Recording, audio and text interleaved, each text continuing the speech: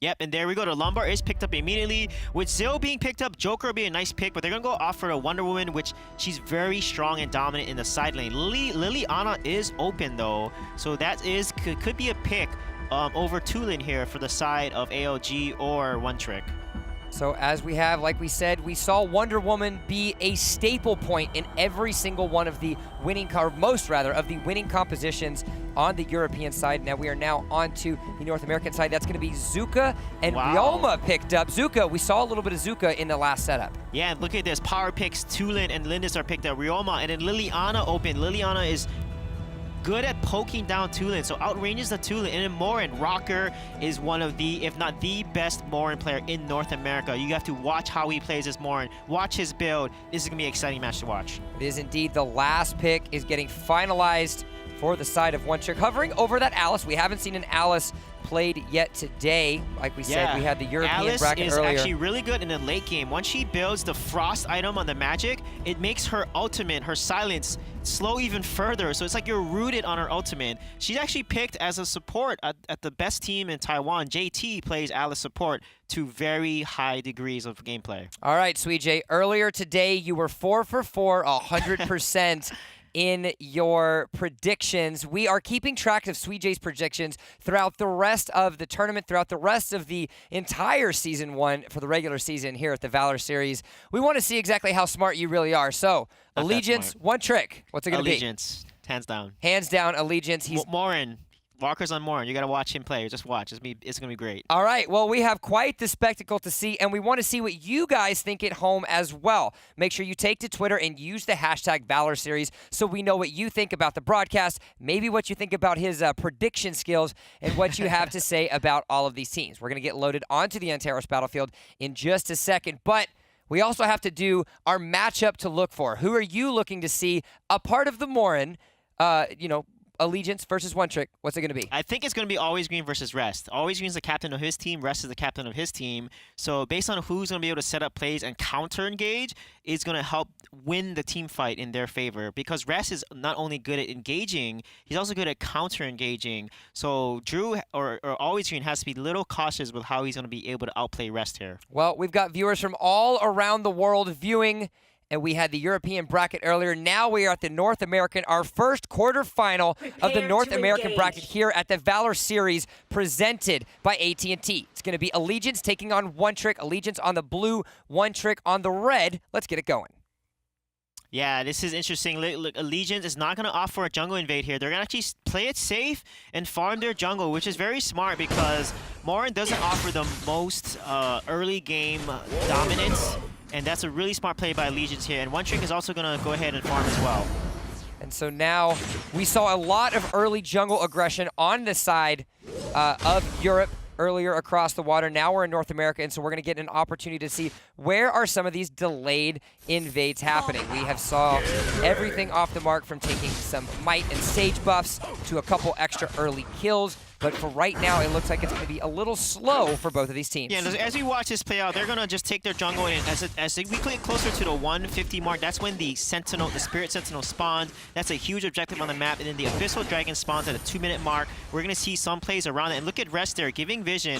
Always Green and Rest doing a really good job of giving vision to their team so that they can then push Rest out of the lane, out of the river here, and asserting some dominance over the map. And look at this 3-man invade here. They're setting up for an invade because they know that red golem is going to spawn pretty soon here. Exactly. With 26 left remaining on the first Abyssal Dragon, being sure to get yourself a gold and experience advantage is going to be super important for both of the teams. Let's talk a little bit about the scaling from both of these sides. Yeah, Ryoma, you can see putting so much pressure on Wonder Woman. He's very strong in the lane. Rocker is supporting him, and they're trying to get a kill there on the Wonder Woman. Let's see if they're able to do that. And I think there are. Oh, no, not quite. Var is very low, but look at that rotation here by Allegiance. And just as you say it, KO is going to get the KO, taking down Valor off the mark immediately. That's going to allow 4 members to be on that bottom side. The Wonder Woman is down. She doesn't have that at her disposal. Rest is just going to go in and keep the members zoned off of that Abyssal Dragon because they want that extra gold for themselves. Yeah, you saw that. They gank Wonder Woman in lane, and then they push the dragon. They rotate forward down. This is very clinical play by Allegiance here. You can tell that they're practiced. They've been scrimming.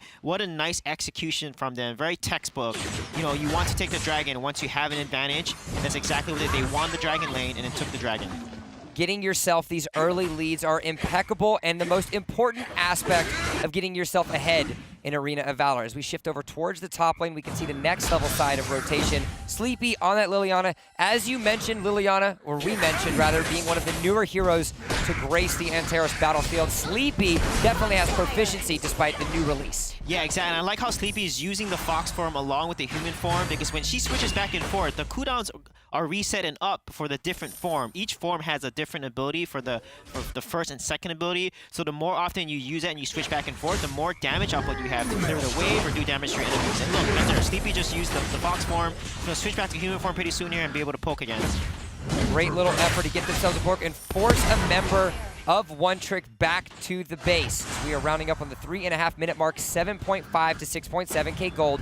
Allegiance over One Trick. The next decision to be made is securing these neutral monsters. We have had so many games turned outside and on their head because of the extra resources that those neutral monsters provide. Yeah, exactly. You can see that the ALG is a certain dominance on the Bat Sentinel side because they know the Spirit Sentinel is going to spawn soon. So they have their heroes positioned in that river to make sure they have map control so that when it spawns, they're ready to take it immediately.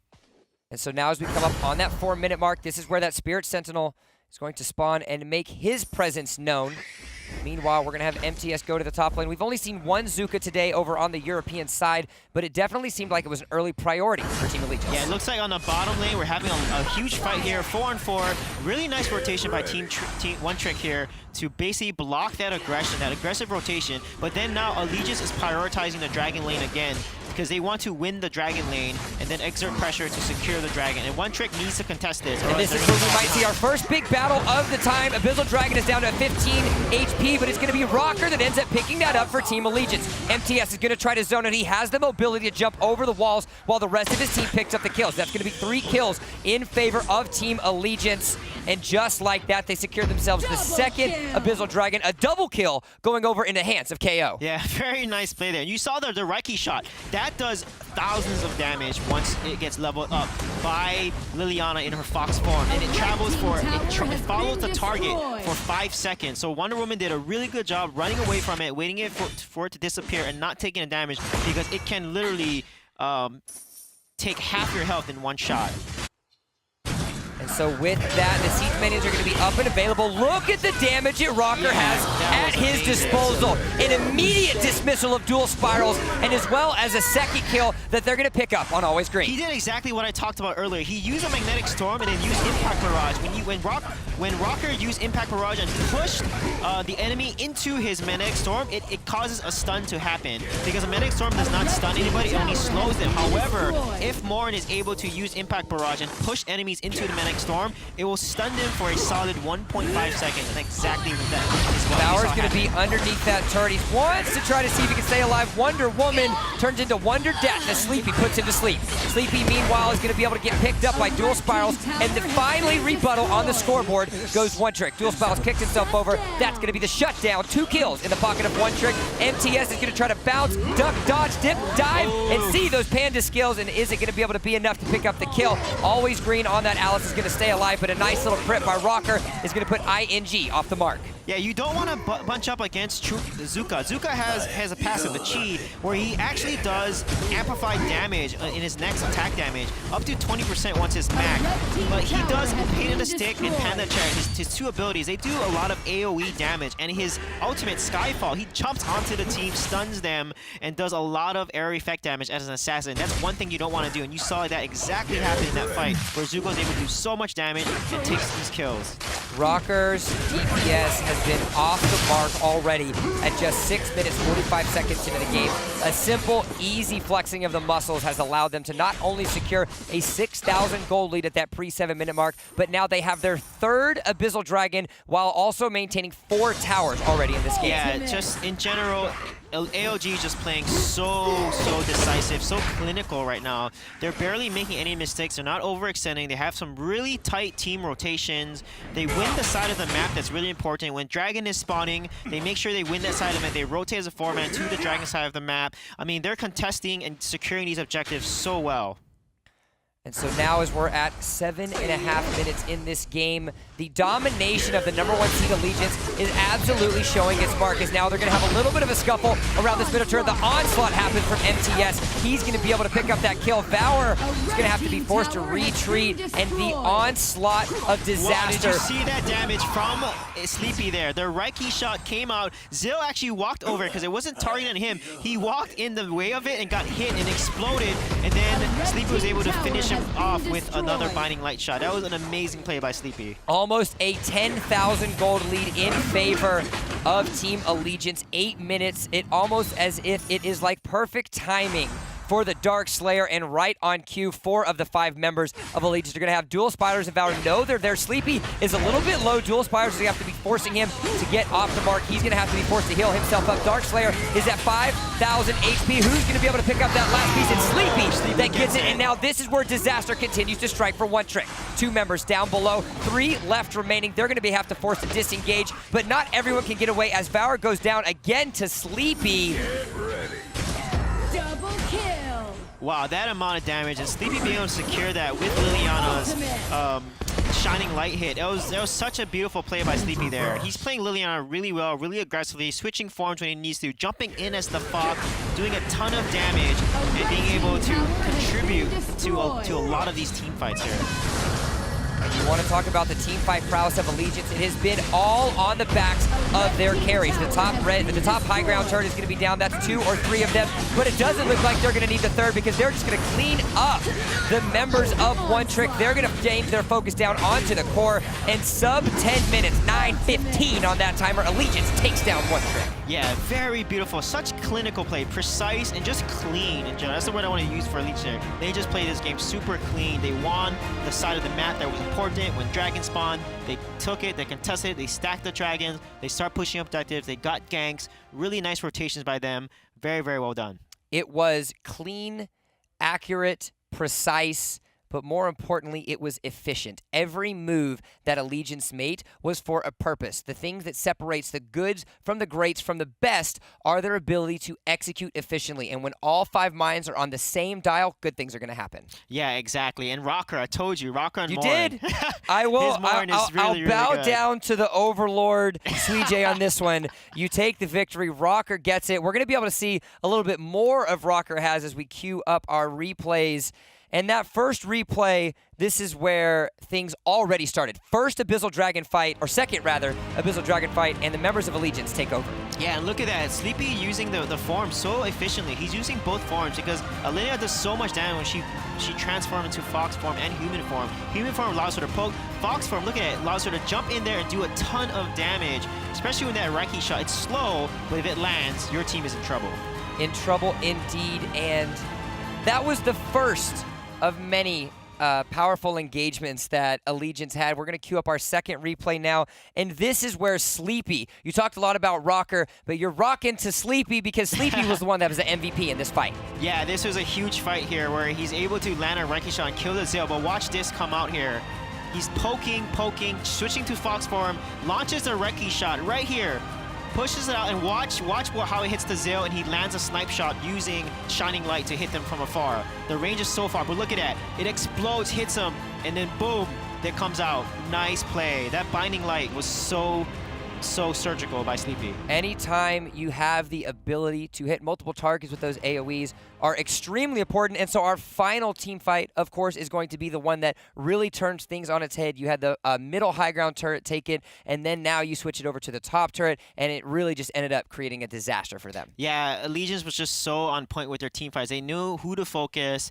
They basically punished anyone from One Trick that overextended and engaged hard, because honestly One Trick was behind over 10k gold, so they needed to turtle and not feed anymore. They needed to just stop the bleeding and try to come back and get some more items, get everyone to level 15, and hopefully turn around a key team fight. And so we're going to be able to see that. That's going to pop up on your screen right now. It's going to be the final team fight like what we said, and it wasn't just Rocker that had everything. You had 008 on Rest, 403 on MTS, as well as KO on that Ryoma putting in absolute work. And look at this, level 13 to level 7. I mean, they're just so ahead, and this is where you have to stop the bleeding. If you're that behind, you got to stop losing towers. You got to try to maintain as much map control as you can.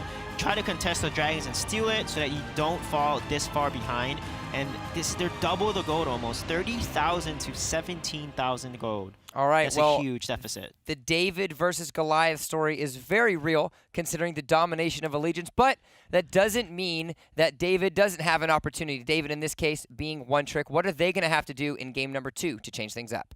I think what they have to do is they have to expect the rotation. When Dragon is spawning, they need to rotate as a team and fight even to even, because AOG is just out-rotating them and getting to a 4-man formation and winning the map control around Dragon and winning Dragon lane with the 1v1 or 2v1s in that lane, and that gives them the ability to then take the Dragon and snowball off that play. Okay. Macro is decided, but before we get on to the battlefield, we've got to talk about the upcoming ban phase. We saw all 5 members of Allegiance show prowess on each of those carries. Are there any that they want to take off the table to hopefully change the strategy of ALG?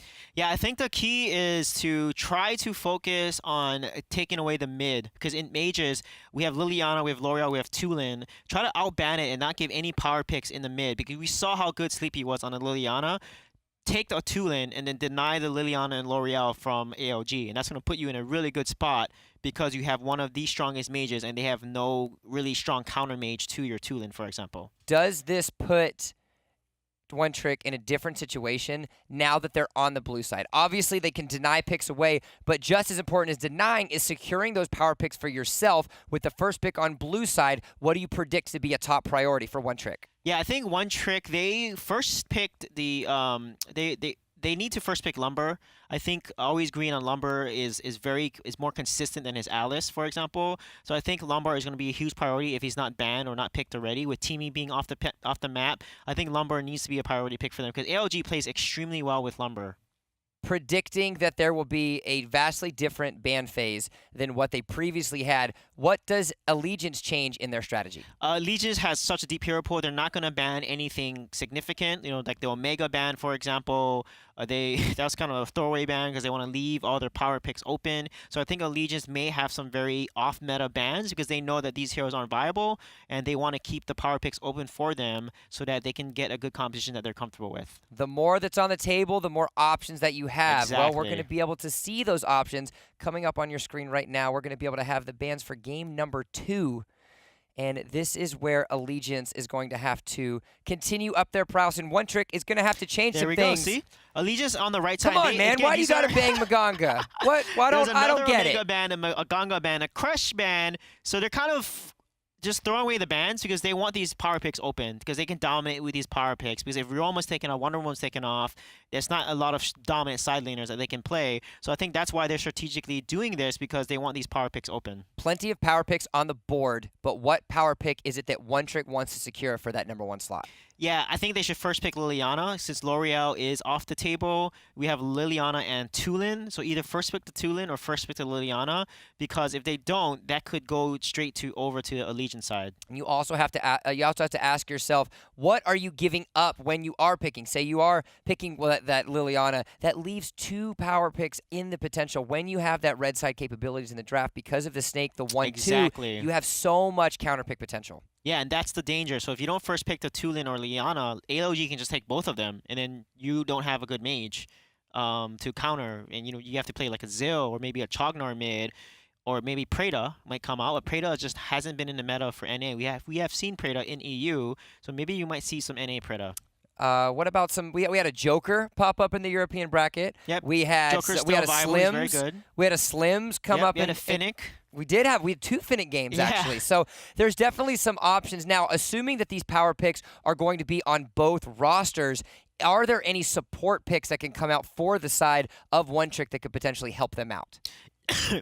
Yeah, I think for a One Trick, they need to secure Lumbar and maybe take a Violet. Violet was not banned, actually. So Violet is looking really, really good now. So if they have a really good Violet player, they should protect her and build a composition around her with a Lumber, for example, who can basically pew for her and use his ultimate to stun any engages. Not only do you have the lumbar, but coming very soon, we're going to have plenty of heroes that can help out. The Malik, which we saw in almost every game during the European bracket, obviously Superman, as well as a couple others that can create some impact once they get onto the Antares battlefield here in North America. Yeah, for sure. Right now, Wonder Woman and Ryoma are the top side laners. I mean, they're always picked. There's other good options like Omen, of course. There's no Zenyu or Malik. Just so you know, in NA, Zenyu and Malik are not available for side lane, so that's why you don't see them being picked or banned at all. So that's why Ryoma, Wonder Woman are such a key pickup right now in the North America meta.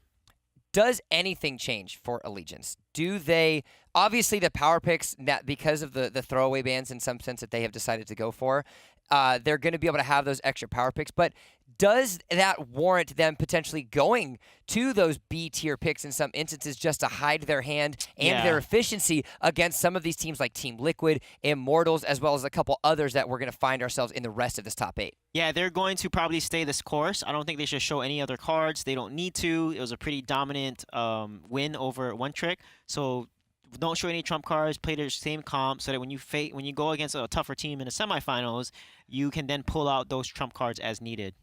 Now, looking forward, if Allegiance wins this game, obviously they're going to make themselves to the semifinals on Saturday and then potentially the finals. Looking at the rest of the top 8 bracket, is there anyone specific that you have? Actually, I stand corrected. We're going to have to pause on that question because we have gotten right into Hero Select, and with all of the powerful champions that are up, it's going to be a first pick Wonder Woman. Yeah, they're going to first pick their Wonder Woman and just rest the lumbar again, which is a little risky there. And then Lubu is picked up, again, another top side laner, actually, along with Ryoma and Wonder Woman. So I think here they're going to pick the Ryoma for sure. Liliana is open, so they're going to go ahead and take that away. And that leaves potentially Tulin jungle here. So if they pick Joker, yeah, Tulin is going to look really good right now because Joker is good against attack damage. His second ability, pick a card, any card, makes him invincible to attack damage for 2 seconds. So magic damage is his weakness. So we're going to see potentially a Tulin jungle with a Liliana, which puts 2 mages against a Joker, which is a really good draft by the side of ALG. There we go. A Joker pick that we saw in the last match do a lot of damage but didn't actually pan out. It's going to be the Tulin, the last pick there for ALG. Now, looking at these very quick, very efficient rosters that you see for both of these team compositions, which one do you push out ahead? Allegiance. They won last draft and they won this draft hard. I mean, again, Joker is weak to magic damage, and they have 2 magic heroes that do a lot of burst and range. Liliana has more range than Joker.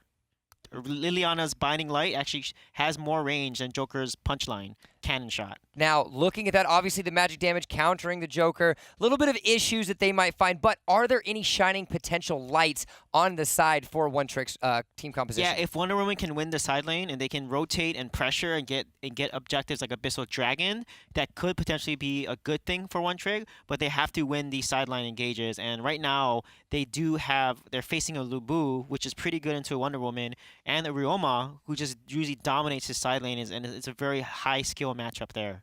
Do you see the early game strategy for One Trick changing, seeing the strength that they have? Obviously, Wonder Woman wanting to win the side lane is a very important factor, but is there a way that they can group? Is there a way that they can catch the members of ALG off guard? Yeah, they have to combo their abilities. They have Wonder Woman's ultimate. They have the lasso. They can pull someone in. Joker can then use his ultimate, the canister, and stun them and do a lot of burst damage. Well, we're going to get to see exactly what happens because we are back on the Antares battlefield for game number 2 of quarterfinal number 1 here for North America. Allegiance up 1 game over One Trick. And there we go. Let's see. ALG is going to play a little defensive again here because they know they don't have a strong and early game composition. Team One Trick, though, once Zephy's turns level 4, that is their key to make a play. And yes, ALG is actually going to invade. They're going to do a 3-man jungle invade here to try to get the blue from the side against One Trick. Any way that you can get off that early pressure is going to find itself very important. The level 1 invades are just as strong. It's going to be a 4v4 situation. Valor is going to try to get a little bit of damage. It's going to force the members of ALG to go back, but it delays that buff, which is exactly what they were looking for. Yeah, and Rocker gets it. Rocker gets that blue buff, puts him to level 2, and now he's going to farm, take the red, and then probably make a play off this red here. As soon as he takes his red, he's going to rotate and try to get a gank or take an objective like the bird earlier to then assert some more dominance here. And so now at just over a minute, we're getting up on the more abilities left available as people are hitting level 2. We're seeing MTS and Bound try to get themselves off a little bit of a scuffle. Lots of damage coming up from that Lubu, like what you said. KO on that Ryoma going to the side lane with Wonder Woman, and now the duo roam that we're seeing from Dual Spirals as well as Always Green.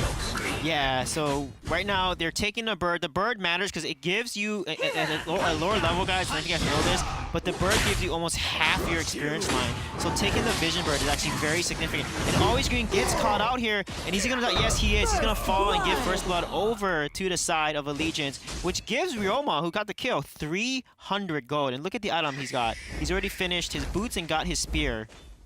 So already having those extra assets, those extra statistics back in his pocket, he's going to be able to crank out a lot more damage. Ryoma, a hero that we know can solo carry his team to victory, especially when he's able to get what resources in his pockets that he wants, as Rest and KO are going to lurk around. They're going to do a little bit of damage to this Abyssal Dragon just to make sure people know when and why that they are there. And I love what AOG is doing. You see that they're dominating. Look, the dragon is around them. You notice the team that has better map control is the one that's surrounding the objective better, and the other team can't even contest. And they basically get map control, open up vision for the dragon, and take it immediately so that the other team doesn't even know that it's taken. So really, again, nice rotation by AOG. Just playing very clinical right now.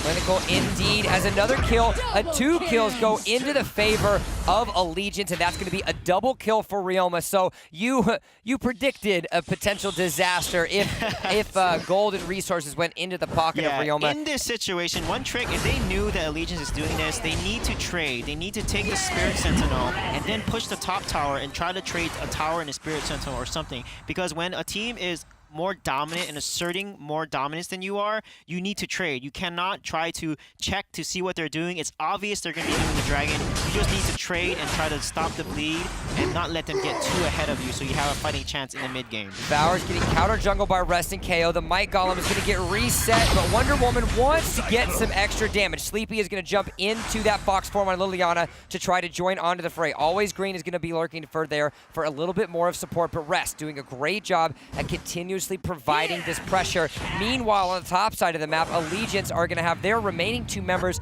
attack this top tower, and just like that, one more little minion shot's going to do it. MTS and Rocker secure the first tower of the game for Allegiance. Yeah, and then these 2-man rotations, AOG is just known for. You know, they're able to get the person low on top lane, force him to go home, and then force the tower here. And they're managing their wave so well. They're taking objectives really well. And just watch the Abyssal Dragon timer down. It's a 30-second timer. It's going to appear pretty soon. They're already starting to assert dominance on this side of the map. They're like, the dragon is ours. Back off. If you want it, you need to fight for it. So now we're going to have another form of aggression from Team Allegiance. They're going to be having 3 versus 4 in the bottom side of the map. And Sleepy's going to have to make sure that he gets himself zoned quite back. But again... Oh, what a nice lasso from Valor. Getting the kill there. They got 2 kills. And one trick... No, 1 kill. But one trick did a really good job rotating there because they knew that they wanted to get Dragon. And then they basically were able to rotate to counter. I like the buddy system that MTS and Rocker are continuously providing as well. They took themselves a tower up into the top side of the map. They took themselves now, I believe it's going to be a tower in the middle side of the map. But a trading of resources is going to happen as that Abyssal Dragon going to go to one trick. Exactly, and that's what I was talking about earlier. One trick should have did what AOG just did. AOG knew that they lost the dragon because of that rotation from one trick. And instead of trying to contest the dragon, they traded for the mid tower. And look, they're still ahead by a significant margin. And this is exactly how you want to play, because the time that it takes you to come down to dragon and try to steal it, you might be too late. Why not just take the mid tower? And that's exactly what they did. They did indeed. It's now 2 towers to 0. Team Allegiance obviously taking that. The siege weapons are out and ready to join themselves into their respective lanes. Valor going to try to do a little bit of damage, going to end up lassoing to that minion. I don't think he wanted to be in there, but maybe he did because his team is coming to join the fray. Always Green is going to come in, but here comes Sleepy coming off onto that. Going to transfer back to human form. Going to have to be forced. Dual Spiral is going to miss the skill shot. That rocket's not going to hit anybody. And here is the engage that you were talking about. Sleepy with the double kill. Going to go down to the tower, but NGO is going to go down in the meanwhile. That's exactly how you play Leon. He was poking, transform to fox form, do some more damage, and then transform back. Your abilities are back up in human form. Use your human form abilities, transform back into a fox. I mean, this is what makes Leon so deadly, is that playstyle. Being able to bounce in and out as well as assassinate the enemy team is is the name of the game, the reason why this Liliana exists. Meanwhile, Rocker is going to find himself in what he thought to be a difficult situation, but instead it ends up being Bao that decides to run away from One Trick. Yeah, now I hope some of the EU players are watching this, because this is how you play Liliana. Just using and abusing her kit, because she has a large arsenal. She has 5 abilities compared to all the heroes that have 3 abilities because of her ability to transform into 2 different forms. And that's how you abuse her and use her pain. Look at the damage coming out from Liliana there. Just immediately deletes the Joker. And like I said, Joker is weak to magic damage. Magic damage assassin heroes that can get on top of him are literally his hardest counter. He doesn't have too much mobility. Obviously, he has that ultimate to create a little bit of distance and a stun, but it's just not enough against someone with the onslaught of damage and the mobility like Sleepy on that Liliana. Middle turret goes down on the inside. Now they're going to be pressing themselves onto the high ground current. Meanwhile, One Trick wants to try to get themselves to damage. Rocker's going to go ultimate onto Always Green. Now the tower's going to be kicking down. KO's going to go down, but Sleepy's going to pick up a kill onto Bao. That's going to be a 3-for-1 in favor of ALG. He just endured that punchline rocket launch towards him. But you see, Sleepy goes in, he's poked. As soon as his team dies, he transforms into a fox and goes in with the slash ability. Liliana is one of the heroes in Fox form that can do magic crit damage, which is very significant damage actually, based on her item build. And that's how you want to play her, as an assassin. Poke, get them low, and then jump in as a fox to secure those kills. And so now we're at the 7.5-minute mark. We have a little bit of a slower match. Allegiance not as dominating as what they were in Game 1. Obviously still winning. Up about 6,000 gold is definitely still, an accolade to be proud of, as they've secured themselves 4 turrets in this match and have about 50% completed on that first high ground turret.